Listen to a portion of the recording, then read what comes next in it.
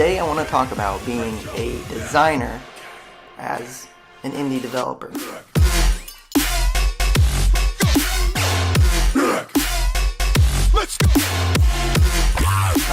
This is the part of the job that we all have to do because we're indie developers and we don't want to pay money to have someone do it for us, right?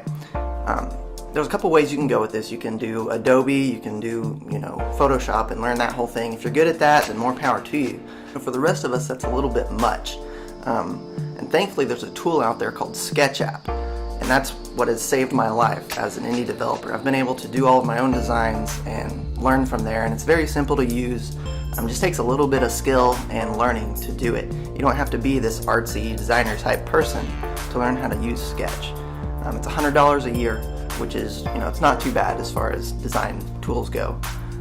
And it's made for mobile platforms. That's what takes it a step further than using Photoshop or something like that, because it has built-in, presets for iOS exports and iOS artboards and designs and things like that. So it's super simple to use, and we'll just dive in and check it out. Okay, so this is Sketch. This is your main workspace if you've opened a project up. Today I'm just going to show you how to make a settings gear icon. Alright, first let's talk about our tools. You can draw using shapes, which I don't know why you'd ever want to draw like with a star. I don't know. That's probably something that people that are better at this know than me. You can use vectors, you can use pencils, you have text, you can import images, you can do all the bare bones of what you would need to do to make basically any graphic, as long as you're not going crazy. But I usually just do a combination of shapes to make all my icons, so I keep it pretty simple. So I'll choose an oval, I'll hold shift and I'll drag, and I don't know, I'll make it 24. I'll remove the fill from it, and I'm just going to leave all the borders this default color because we can change them all in code later, and I'll actually show you that.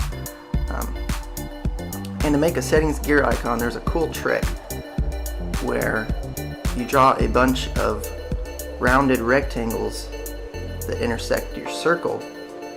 I'm gonna change that. There we go. And let's see if we can center this.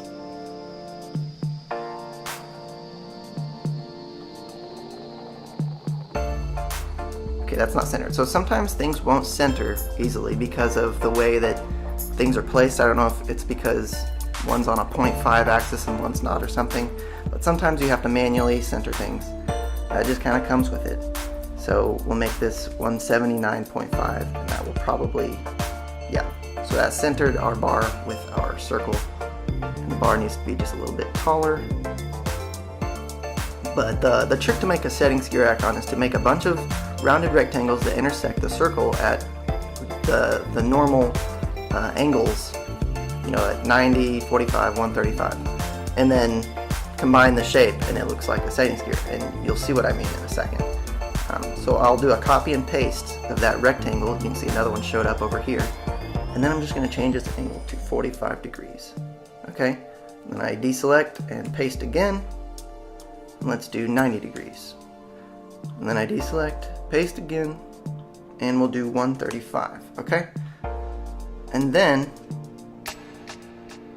you select all, and then this union button, what it does is it takes, I'm not actually sure what it does, I just know that in this case it takes the border and removes everything else. So it takes the union of all the shapes that you selected and removes what isn't that. So we do that, and look at that. We've got a cool outline of a settings gear.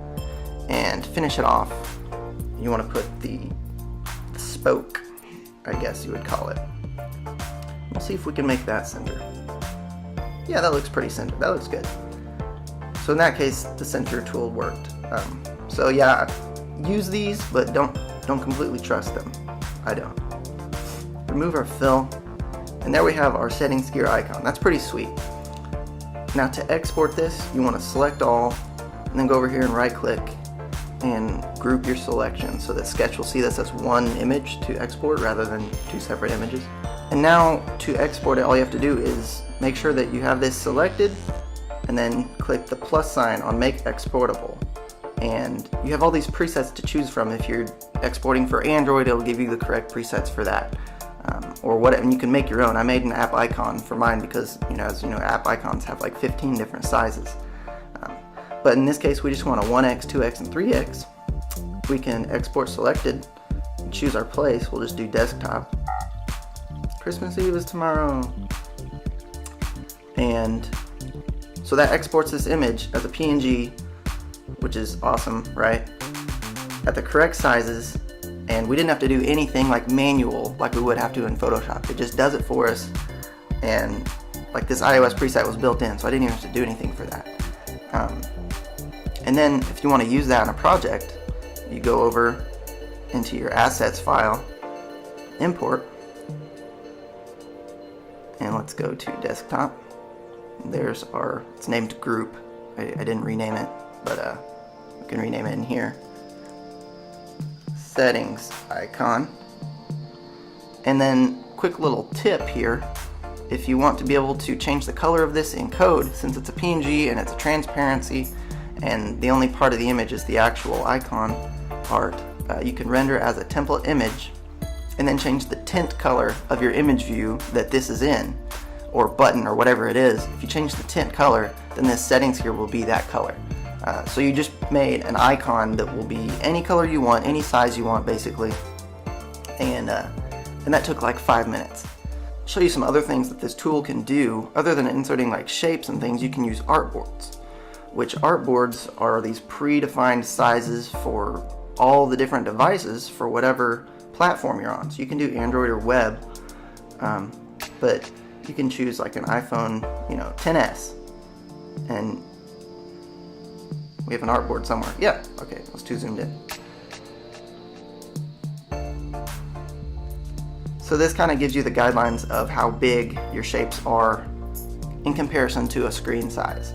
So as you can see, our icon is just about right. I mean, we'll resize it in code once we implement it. But as far as getting the resolution right and so that things aren't scaled too much when we export it, it's good to do things in reference to the screen sizes. Okay, so there you have it. That's a sketch run through. The good thing about this is it's investing into yourself rather than just paying a designer to do something for you. You're actually building a skill for yourself that you might end up using. I know I've ended up using this in my real job, getting to do the design part of things, and people really appreciate it when a developer can also do the design part to a certain extent. You don't have to know, color schemes and all this crazy stuff that designers know, but you can at least get the job done. If we need a home icon and we don't want to go find somebody and pay them, you can just quickly, whip something up and it's good to go. So invest in yourself and, check out Sketch. And hopefully this was helpful for you. Let me know if you have any questions. I'm not sure if I can answer every question for Sketch, but I know that it has been just a great help for my development. So anyways, thanks for watching, and I'll catch you on the next one. Let's go.